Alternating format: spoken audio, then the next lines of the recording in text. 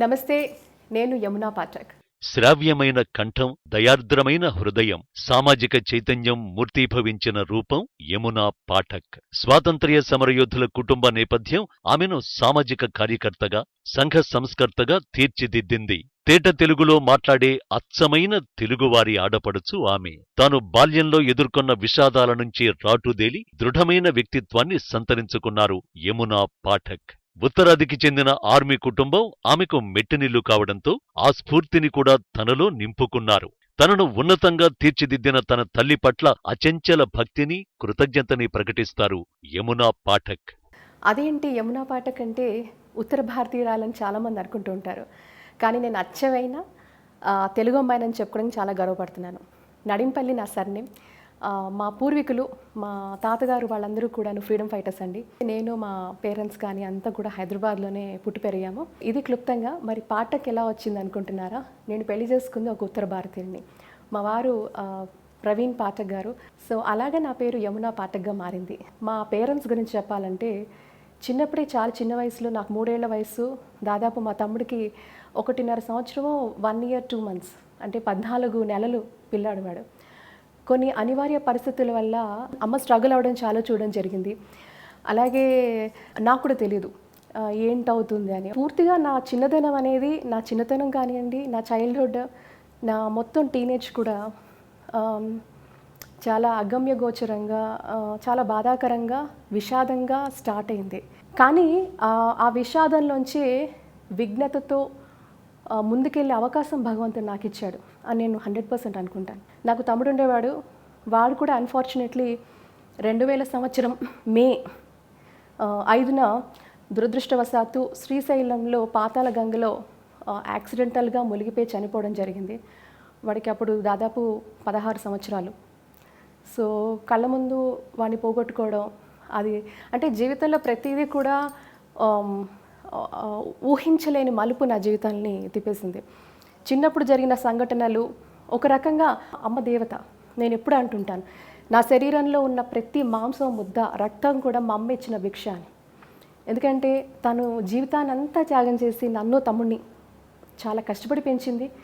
పుట్టింది చాలా ఉన్నతమైన కుటుంబంలో పుట్టాను. చాలా అద్భుతమైన పేరున్న కుటుంబంలో పుట్టాను.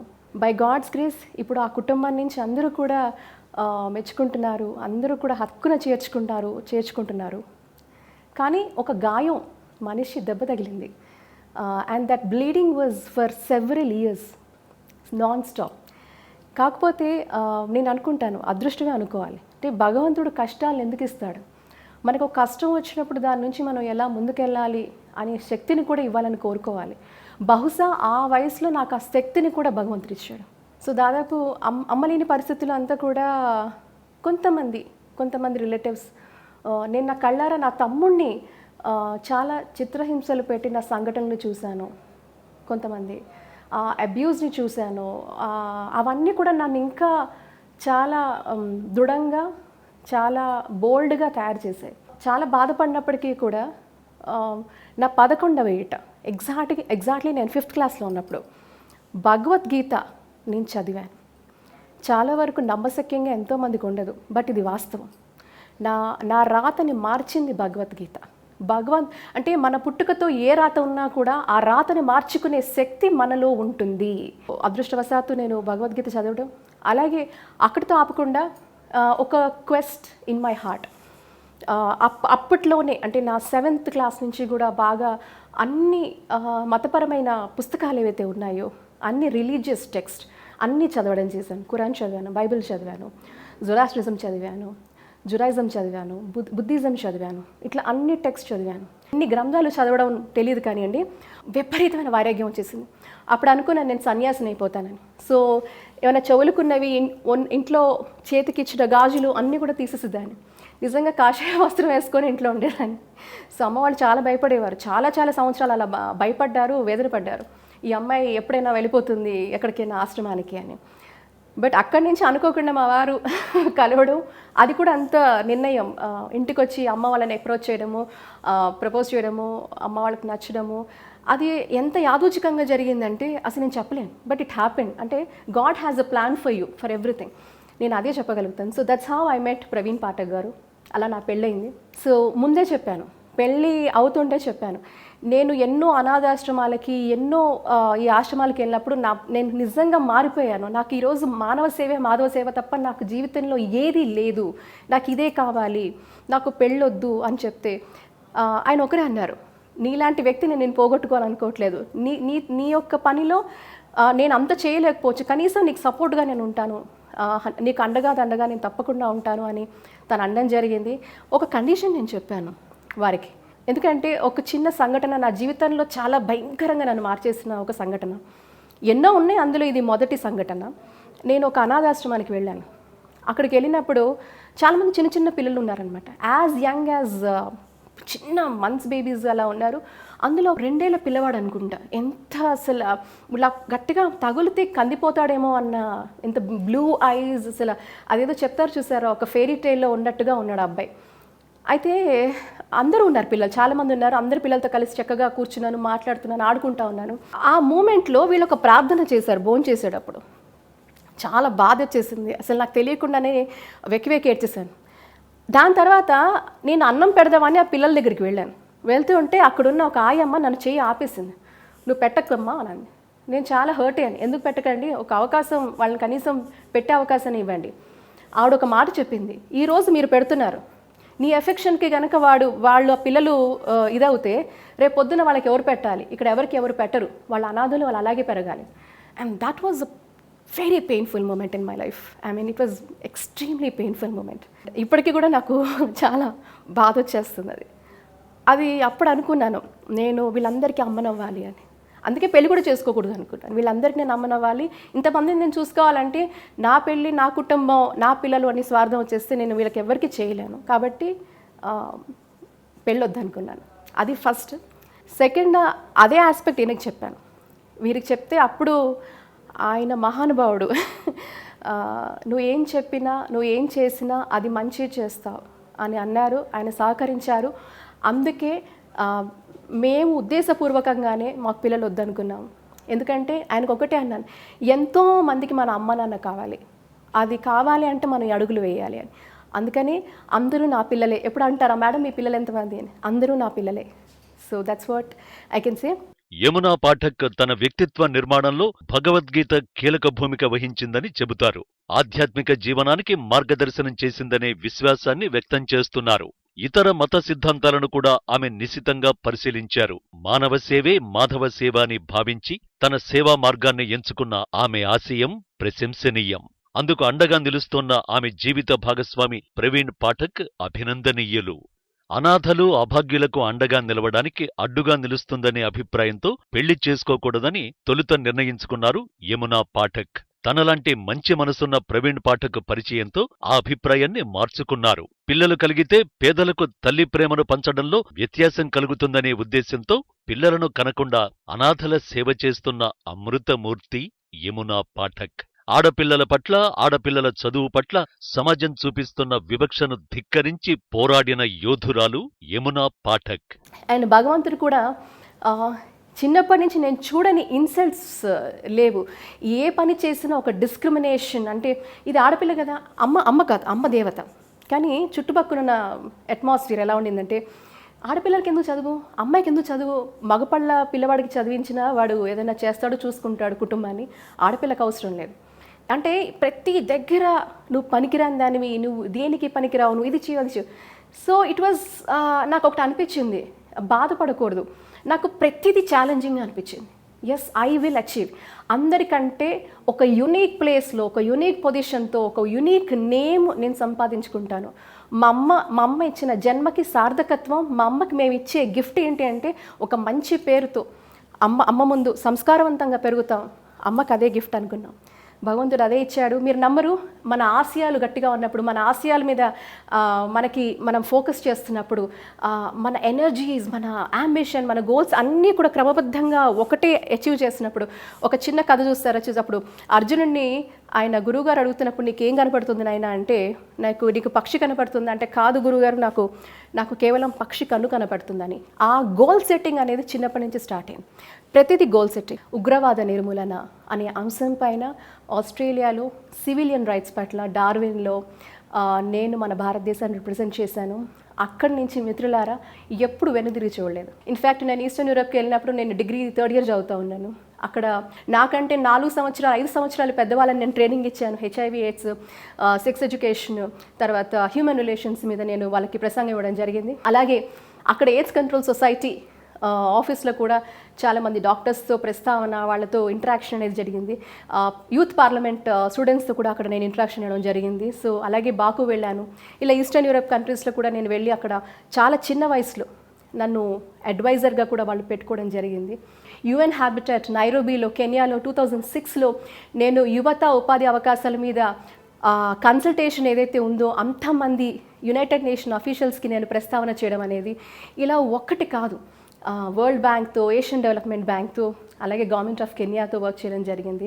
అక్కడ 120 దేశాలు కెన్యాలో పార్టిసిపేట్ అయితే 4 ఎంపిక చేసుకుంటే యువతలో, అందులో వరల్డ్ బెస్ట్ లీడర్స్గా నేను నలుగురిలో ఒకదానిలో భారతదేశం నుంచి నన్ను, అలాగే ప్రపంచవ్యాప్తంగా తీసుకుంటే 4 నేను ఒకదాని ఉండడం నాకు నిజంగా కూడా చాలా సంతోషకరం. సో 2005లో నేను గ్లోబల్ ఏంజల్స్ జై చారిటబుల్ ట్రస్ట్ అని ఒక స్వచ్ఛంద సంస్థ స్టార్ట్ చేశాను. ఎన్నో అంశాల మీద ఎడ్యుకేషన్ కానివ్వండి, హెల్త్ కానివ్వండి, నీడ్ బేస్డ్ ఇనిషియేటివ్స్ తీసుకొని పనిచేయడం జరిగింది. అలాగే అదే స్ఫూర్తితో భారతదేశంలో 9 రాష్ట్రాలతో, ఎందుకంటే ఒక అంతర్జాతీయ స్వచ్ఛంద సంస్థకి చాలా చిన్న వయసులో నాకు అవకాశం వచ్చింది. అదే సంస్థకి నేను 9 రాష్ట్రాలలో నేను పనిచేశాను. భారతదేశానికి 2వ ప్రతినిధిగా ఉన్నాను. ఎన్నో అంతర్జాతీయ సంస్థలతో పనిచేశాను. కార్పొరేట్స్తో, అంతర్జాతీయ సంస్థలతో, NGOస్తో, ఇంటర్నేషనల్ NGOస్తో, లోకల్ NGOస్తో, ఇన్స్టిట్యూషన్స్తో, ఇలా ఎంతో మందితో పనిచేసి అని ప్రాథమికంగా నేను ఫోకస్ చేసింది యూత్ ఎంప్లాయ్మెంట్ మీద, యువత ఉపాధి అవకాశాల మీద. దీని మీద నేను పనిచేయడం జరిగింది మిత్రులారా. ఇలా ఎన్నో అంశాల మీద ఎప్పుడైనా కూడా మన క్షేత్రస్థాయిలోకి వెళ్ళి పనిచేస్తేనే ఆ అనుభూతి. అబ్దుల్ కలాం గారు కలలు కన్నా వారి పెట్ ప్రాజెక్ట్ పురా, providing urban amenities to rural areas, ఆ ప్రాజెక్ట్ మీద కూడా నేను చాలా వరకు కన్సల్టేషన్స్లో పాల్గొన్నాను. చాలా వరకు నేను సంతోషకరించిన విషయం ఏంటంటే, అప్పుడున్న ఆంధ్రప్రదేశ్ ప్రభుత్వం కూడా యువజన శాఖతో కలిసి మేము పనిచేయడం చాలా అద్భుతంగా పనిచేసాము. అండ్ నేనున్న అంతర్జాతీయ సంస్థ అనే సంస్థకు నేను భారతదేశానికి 2వ ప్రతినిధిగా ఉత్తర ఈశాన్య రాష్ట్రాలలో 4 రాష్ట్రాలు అక్కడ నేను తిరిగి ప్రభుత్వాలతో కన్సల్టేషన్ చేసి యువత ఉపాధి అవకాశాలు పెంపొందించే దిశలో ఎటువంటి స్ట్రాటజిక్ డెసిషన్స్ తీసుకోవాలి, ఎటువంటి ప్రోగ్రామ్స్ని ఇన్వాల్వ్ చేయాలి, ఎటువంటి ప్రోగ్రామ్స్ని మనము డివైస్ చేయాలి అని ఆ ప్రతిపాదికలు కూడా కలిసి నేను పనిచేయడం జరిగింది. ఇన్ఫ్యాక్ట్ నేను నాగాలాండ్లో ప్రసంగించినప్పుడు కూడా అక్కడ అప్పటి ముఖ్యమంత్రి గారు ప్రసంగించిన తర్వాత కూడా నేను ఆల్మోస్ట్ 3,000 మందిని అడ్రస్ చేయడం జరిగింది. ఇలాగ నాకు భగవంతుడు ఎన్నో అద్భుతమైన అవకాశాలు నాకు భగవంతుడు లైఫ్లో ఇచ్చాడు. అండ్ ప్రతి అవకాశాన్ని కూడా పూర్తిగా సద్వినియోగం చేసుకొని ప్రజా శ్రేయస్సు కోసమే పనిచేస్తాను. నా చివరి శ్వాస వరకు నేను పనిచేస్తాను. ఎన్నో అవార్డులు వచ్చాయి. నేషనల్ అవార్డు వచ్చింది. దూరదర్శన్ నుంచి కూడా నేను చేసిన జోగిని వ్యవస్థ మీద కూడా నాకు ఒక రాష్ట్రీయ పురస్కారం రావడం జరిగింది. అలాగే లైఫ్ అచీవ్మెంట్ కూడా ఇచ్చేశారు. ఇలా ఎన్నో చెప్పుకుంటూ పోతే ఉమెన్ ఐకాన్ అవార్డ్ అని, ఉమెన్ లెజెండ్ అవార్డ్, ఇట్లా అది సో మెనీ అవార్డ్స్. కానీ నాకు పెద్ద అవార్డ్, నేను చిరస్థాయిగా ప్రతి ఒక్కళ్ళ మనసులో ఉండిపోవడమే నాకు పెద్ద అవార్డ్. అదే నేను కోరుకుంటోంది. మన ఆశయం ఉన్నతంగా ఉంటే ఎలాంటి లక్ష్యాన్నైనా సాధించవచ్చుననే ధీమాను వ్యక్తం చేస్తారు ఆమె. ఉత్తమ పౌరులుగా మనల్ని మనం తయారు చేసుకోవడమే మనం కన్నతల్లికి ఇచ్చే గొప్ప కానుక అని ఆమె నిశ్చితాభిప్రాయం. సైకాలజిస్టుగా తన సేవలను సమాజానికి అందిస్తున్నారు యమునా పాఠక్. సంఘ సంస్కర్తగా సామాజిక చైతన్యానికి పాటుపడుతున్నారు. విదేశాలలో ఆమె ఇచ్చిన ప్రసంగాలు అక్కడి పౌర సమాజంలో చక్కని స్ఫూర్తిని కలిగించాయి. డిగ్రీ చదివే రోజుల్లో విదేశాల్లో ప్రసంగాలిచ్చిన ప్రజ్ఞావంతురాలు యమునా పాఠక్. విద్య, వైద్యం, ఉపాధి రంగాలలో చైతన్యం తీసుకువచ్చేందుకు ఐక్యరాజ్యసమితి అనుబంధ సంస్థల్లో ఆమె పాల్గొనడం ముదావహం. ఈస్టర్న్ యూరోప్ కంట్రీస్ ని చాలా చిన్న వయసులోనే పర్యటించి అడ్వైజర్గా సేవలందించిన అరుదైన రికార్డు ఆమె సొంతం. యువత ఉపాధి కోసం ఆమె విశేష కృషి చేశారు.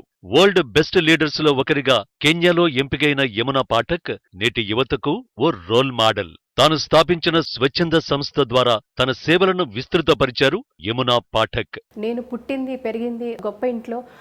3 తరాలు కూర్చొని తిన్నా కూడా తరగని ఆస్తి. అలాగే ఒక పెద్ద రాజకీయ నేపథ్యం, ఇవన్నీ ఉన్నప్పటికీ కూడా destiny has something else for me. అంటే విధి రాత అంటారు చూసారా, అది ఇంకొక రకంగా నా జీవితంలో ఆ కుటుంబంలో నేను మొదటి బిడ్డనైనా కూడా ఇట్స్ రిటర్న్ సంథింగ్ ఎల్స్. కానీ నేను చెప్పేది ఒకటే, ఏది ఉన్నప్పటికీ కూడా ఎందుకు ఇలా జరిగింది, ఎందుకు అలా అయ్యింది అనే ఆలోచన కంటే కూడా ఇప్పుడు ఏం చెయ్యాలి, ఇప్పుడు ఎలా వెలగాలి, ఇప్పుడు ముందుకు ఎలా వెళ్ళాలి, మా తాతగారులు చేశారు, మన పూర్వీకులు చేశారు, మరి నువ్వేం చేసావు అంటే భగీరథుడు అని నేను చెప్పాలనుకుంటున్నా. భగీరథ ప్రయత్నంలాగా అందరూ అంత చేశారు, కానీ అంతమందికి సార్థకత్వం భగీరథుడు తీసుకొచ్చాడు. సో ఆ భగీరథ ప్రయత్నం నేను చిన్నప్పుడు ఆ స్టోరీ చదువుకున్నప్పుడు చాలా ఇన్స్పైర్ అయ్యేదాన్ని. సో అలాగ నువ్వేం చేసావు, నువ్వు ప్రయత్నించు, ముందుకెళ్ళు, అడుగులు వేయి, పని చేయి, set your goal, work for a cause అనేది జీవితంలో ముందుకెళ్ళడం జరిగింది. కరోనా నేపథ్యంలో కూడా మేము మాతృశక్తి నోము అని స్టార్ట్ చేసాం. యూజువల్గా నోములు అనగానే మహిళ తన కుటుంబం కోసం చేస్తూ ఉంటుంది, కానీ మాతృశక్తులు ప్రతి ఒక్క సమాజం అనే కుటుంబం కోసం కూడా ప్రతి మహిళ ముందుకు రావాలని ఒక ఆలోచనతో ఈ కరోనా నేపథ్యంలో కూడా ఒక ప్రోగ్రామ్ స్టార్ట్ చేయడం జరిగింది. దీనికి మేము ఫస్ట్ స్ట్రెస్ చేస్తుంది ప్రివెన్షన్ మీద. అంటే ప్రివెన్షన్కి సంబంధించి మనము మాస్కులు ఇస్తున్నాము, తర్వాత వేపతో తయారు చేసిన సబ్బులు ఇస్తున్నాము, ప్రివెంటివ్గా కూడా మనం స్టీమర్ ఇస్తున్నాము. ఇవన్నీ మళ్ళీ ఎవరికి ఇస్తున్నాము అంటే మన ఇళ్లలోకి వచ్చి మనతో డైలీ సాంగత్యం ఉన్న వాళ్ళందరికీ కూడా ఇవ్వడం జరిగింది. మన ఇంటికి వచ్చి రోజు చెత్త తీసుకెళ్లి పాపం ఎత్తిపోస్తుంటారు, వాళ్ళకి ఇస్తున్నాము. శానిటేషన్ వర్కర్స్కి ఇస్తున్నాము, రోడ్లు ఉడిచే వాళ్ళకి ఇస్తున్నాము, ఇస్త్రీ చేసి ప్రతి గలీలో ఇస్త్రీ చేసే వాళ్ళు ఉంటారు, వాళ్ళకి ఇస్తున్నాము, కూరగాయలు ఆకుకూరలు అమ్ముతారు, వాళ్ళకి ఇస్తున్నాము. ఇలా మీరు చూసుకుంటే ఈ నేపథ్యంలో ఎవరైతే పబ్లిక్తో ఎక్కువ కాంటాక్ట్లో ఉంటారో, జనసంచారంలో మూవ్ అవుతారో వాళ్ళందరూ కూడా హెల్తీగా ఉండాలి, అందరూ బాగుండాలి, అందులో మనం ఉండాలి. ఆ కాన్సెప్ట్తో ఈ ప్రోగ్రామ్ స్టార్ట్ చేసాం. చాలా సక్సెస్ఫుల్గా వెళ్తోంది. నేను కెనియాలో చాలామంది హెచ్ఐవి పాజిటివ్ పేషెంట్స్తో నా దగ్గరికి వచ్చి మేము పాజిటివ్ కదా, మాతో ఎవరు మాట్లాడరు, మమ్మల్ని ఎవరు పలకరించారంటే నేను వాళ్ళని వెళ్ళి హత్తుకున్న సంఘటనలు కూడా ఉన్నాయి. తప్పు, హెచ్ఐవి అనేది అంటురోగం కాదు, డిస్క్రిమినేషన్ వద్దు అని నేను నా ఎర్లీ 20s చెప్పడం జరిగింది. సో అలా ఎంతోమంది హెచ్ఐవి పేషెంట్స్తో కలిసి నేను పనిచేశాను. సో భగవంతుడు ఇచ్చిన అనుగ్రహం ఇదంతా. ఈరోజు కరోనా మహమ్మారిని కూడా చూసి కనీసం మానవత్వంతో కూడా మనం వెలగటం లేదు, సహాయం చేయలేకపోతున్నాం, వాళ్ళని కనీసం ఆదరించలేకపోతున్నాం, వాళ్ళకి భోజనం పెట్టలేకపోతున్నాం, చాలామంది ఇల్లు ఖాళీ చేయిస్తున్నారు. ఇంతకంటే దుర్మార్గం ఉందా? సో అదే పరిస్థితి మనకొస్తే డెవలప్మెంట్ అనేది దానికి సంకేతం. సో ఈ రెండు కూడా నా జీవితంలో నాకు చాలా ముఖ్యమైన విషయాలు. ఒకటి ఎడ్యుకేషను, అలాగే వైద్యం. ఈ రెండు కూడా ఎప్పుడూ ప్రతినిత్యం అందరికీ అందుబాటులో ఉండాలి. అండ్ మరీ ముఖ్యంగా ఉపాధి కూడా స్వయం ఉపాధి మీద నేను ఎంతో దానికి పెద్దపీట వేసేటట్టుగా ఎన్నో పనులు చేశాను. ఆల్మోస్ట్ 19 years నుంచి చేశాను. కాబట్టి ప్రతి ఒక్కరు కూడా వృత్తి విద్యల మీద మళ్ళీ శ్రద్ధ చూపుదాం. ప్రతి ఒక్కళ్ళం కూడా మనము వీ షుడ్ బి లైక్ మనము జాబ్ సీకర్స్గా కాదు, జాబ్ గివర్స్గా మారాలి. యువత మారాలి. ఏ దేశంలో లేని యువ సంపద భారతదేశంలో ఉంది. అందుకే వివేకానందుడు అన్నాడు, ఈ దేశ భవిష్యత్తు యువతలో ఉందని. ఆ యువత ఈ రోజు కనుక ప్రపంచంలో ఏ దేశంలోని ఒక యువ సంపద మన దగ్గర ఉంది. వీళ్ళందరూ కూడా జాబ్ సీకర్స్గా కాకుండా జాబ్ గివర్స్గా మారాలి. నేను 23 సంవత్సరాలకి అప్పటి ఉమ్మడి రాష్ట్రమైన ఆంధ్రప్రదేశ్ కోఆర్డినేటర్గా ఉన్నప్పుడు సగర్వంగా చెప్తున్నాను, 2700 మందికి ఉద్యోగాలు ట్రైనింగ్స్ ఇప్పించాను నేను 23 సంవత్సరాలలో స్టేట్ హెడ్గా పనిచేస్తున్నప్పుడు. సో అది నాకు ఈ రోజుకి నేను చాలా గర్వంగా ఫీల్ అయ్యే అంశం. అది ఎంతోమంది చేనేత కార్మికులకి, ఎస్పెషల్లీ పోచంపల్లి నాకు నా హృదయానికి ఎంతో కూడా దగ్గరైన ప్లేస్ అది పోచంపల్లి. ఉడతా భక్తిగా పోచంపల్లి చేనేత వ్యవస్థ మీద కూడా ఎంతో పని చేయడం జరిగింది. అది అక్కడ మిత్రులకు కూడా తెలుసు. సో చేనేత రంగం ఇలాంటిది ప్రతిదీ కూడా మనం ఆదరించాలి, పని చేయాలి. అలాగే ఆర్గానిక్ కల్టివేషన్ మీద కూడా చాలా పని చేయడం జరిగింది. రైతులకు అవగాహన సదస్సు కల్పించడం, ఇలాంటివన్నీ కూడా క్షేత్రస్థాయిలో. నాకు చెప్పారుగా కొలమానం లేదు. గ్రామీణ ప్రాంతాల్లో పనిచేశాను, ఉమ్మడి మహబూబ్నగర్లో పనిచేశాను, ఉమ్మడి వరంగల్లో పనిచేశాను, ఉమ్మడి నల్గొండలో పనిచేశాను, రంగారెడ్డి దగ్గరలో పనిచేశాను. ఇలా ఆల్మోస్ట్ తెలంగాణ జిల్లాలలో చాలా ఎక్కువ శాతం పనిచేశాను. మళ్ళీ విజయనగరం శ్రీకాకుళంలో కూడా అక్కడ ట్రైబల్స్తో పనిచేయడం జరిగింది. నేను ఎప్పుడు చెప్తూ ఉంటానండి, చాలా వరకు కూడా ఎంతోమంది ఎన్నో కార్యక్రమాలు చేస్తున్నారు. అందులో నేను ఒక నీటిబొట్టు లాగా, ఒక మహాసముద్రంలో నీటిబొట్లు, ఎన్నో నీటిబొట్లు కలిస్తే ఒక మహాసముద్రం. సో నేను చేసే కార్యక్రమాలు నా ఒక్కదానితో సరిపోవు. ఇలాంటి ఎంతోమంది ఈరోజు వాళ్ళ స్థాయిలో చేస్తూ ఉన్నారు. కానీ వీళ్ళందరినీ కలిపే ఒక మాధ్యమం ఏదన్నా ఉన్నదా? అలాంటి అప్రోచ్ మనం తీసుకురాగలగాలి. అంటే ఒక యూనిఫైడ్ సోషల్ యాక్షన్ కావాలి. ఫర్ ఎగ్జాంపుల్, మనం ఒక గ్రామంలో పనిచేస్తున్నాం అనుకోండి, ఆ గ్రామంలో కేవలం యమున చేస్తే సరిపోదు. యమున లాంటి వాళ్ళు ఇంకా రావాలి. ఎప్పుడైతే అందరి భాగస్వామ్యం ఒక వంతు ఉంటుందో అకౌంటబిలిటీ ఉంటుంది. అంటే నీ వంతు ఇంత, నీ వంతు ఇంత, నీ వంతు ఇంత, ఇలా ప్రతి ఒక్కరికి కూడా ఆ ఒక్క ప్లేస్ పట్ల చిత్తశుద్ధి ఉంటుంది. ఉదాహరణకి నా కథలో నేనేం చేశానో చెప్తాను. నల్గొండ జిల్లాలో నేను పోచంపల్లి మండలంలో ఒక గ్రామంలో ఈ వాటర్ ఫిల్టర్ ప్లాంట్ పెట్టడం జరిగిందండి. ఈ ప్లాంట్ పెట్టినప్పుడు కేవలం నేను ఒకదాన్నే ముందుకొచ్చేసి పెట్టేయచ్చు, ప్లాంట్ పెట్టేయచ్చు, అబ్బా యమున పెట్టేసింది, వాళ్ళ సంస్థ నుంచి పెట్టేసింది అని అనొచ్చు. కానీ అలా చేయలేదు. మేము పెట్టాం. మేము ముందుకొచ్చి 40% కాంట్రిబ్యూట్ చేసాం. ఒక కార్పొరేట్ సంస్థతో మాట్లాడి వాళ్ళ కార్పొరేట్ సోషల్ రెస్పాన్సిబిలిటీ కింద వాళ్ళ భాగస్వామ్యం 25% పెట్టాం. అలాగే లోకల్ గ్రామ పంచాయతీతో మాట్లాడాం. గ్రామ పంచాయతీ నుంచి వచ్చే నిధులలో కొంత శాతం వాళ్ళు మనకి రూమ్ ఇచ్చేటట్టుగా, కరెంట్ ఇచ్చేటట్టుగా, మెయింటెనెన్స్ కూడా చూసుకునేటట్టుగా ఏర్పాటు చేసుకొని అక్కడ వాళ్ళతో ఏర్పాటు చేసుకున్నాం. మరీ ముఖ్యంగా ఆ గ్రామంలో ఉన్న నిరుద్యోగ యువత ఎవరైతే ఉన్నారో ఒకరిని ఇద్దరిని మేము ఎంప్లాయ్ చేసుకున్నాం. అంటే ఆ మెయింటెనెన్స్ కోసం. మరి మెయింటెనెన్స్ చేయాలి అంటే వాళ్ళకి డబ్బులు మనం ఇవ్వకూడదు, అక్కడ లోకల్గా పుట్టాలి. సో బయట నుంచి అప్పటికే ఈ మంచినీళ్ళు కొనుక్కోవాలంటే 5 రూపాయలు 4 రూపాయలు వాళ్ళు కొనుక్కునేవాళ్ళు. మనం ఏం చేసామంటే లీటరు 10 పైసలు పెట్టాం. 10 పైసలు పెట్టాం. అయితే చాలా వరకు కూడా అప్పుడు గ్రామీణ ప్రాంతాల్లో ప్రజలందరూ వచ్చి మేము ఫ్రీగా ఇస్తే తీసుకుంటాము, లేకపోతే మేము కొనవండి అన్నారు. నేను ఒకటి ఎక్స్ప్లెయిన్ చేశాను. రామ్మా, నువ్వు కొత్తిమీర కట్టుకుంటున్నావు కదా, ఆ కొత్తిమీర ఎంత కొంటున్నావు అని. రూపాయో ఎంతో 2 రూపాయలో చెప్పింది, 3 రూపాయలో చెప్పింది. మరి ఆ కొత్తిమీరలో ఎన్ని ఉంటాయి చూడు, లెక్క పెట్టు. అది 10 పైసలకి ఒక్క కొత్తిమీర కాడ కూడా రాదు తల్లి. మరి ఈరోజు సురక్షితమైన నీరు మీకు అందజేసే ప్రయత్నం మేము చేస్తున్నాం, నువ్వు 10 పైసలు పెట్టలేవా తల్లి? అలా మనం వాళ్ళని మోటివేట్ చేయడం జరిగింది.